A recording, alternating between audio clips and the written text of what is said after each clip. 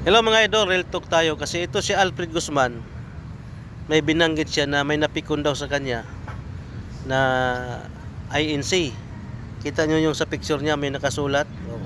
Binanggit pa niya yung tungkulin ng isang kapatid, Diakono raw. Bakit napikon? Kasi nga puro ka kasinungalingan. Bakit napikon? Kasi nga puro ka paninira na walang katotohanan. Alam nyo mga idol, ito si Alfred Guzman. Pag makinig ka sa kanyang aral, sa kanyang mga sinasabi, unang tingin mo sa kanya, kala mo totoo eh. Kala mo tunay yung mga sinasabi niya. Pagka hindi ka magsuri, makikinig ka lang, sabay tawa siya, akala mo magaling na siya. Ang totoo hindi. Binubula lang kayo niyan. Tingnan mo pag may kadebate yan. Pag may kadebate yan, mura abuti nung kadebate niya. Pagka nasupalpal, mumurahin niya. Kaya hindi magandang tao nito, hindi magandang impluwensya nito. Maliligaw ka ng landas nito mga idol. Kaya tingnan mo yung picture niya. Oh, may nakasulat oh. May napikon daw sa kanya. Tapos tuwang-tuwa pa yung mga taga-sunod niya na pagka may namura siya, tuwang-tuwa pa yung mga supporters niya eh. Diba? Mga ganyang estilo, mga ganyang style. Sa kadiliman yan. Hindi yan sa kaliwanagan.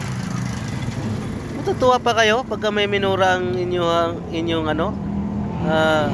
hinahangaang tao. Hindi naman matalino yan eh. Bubo yan.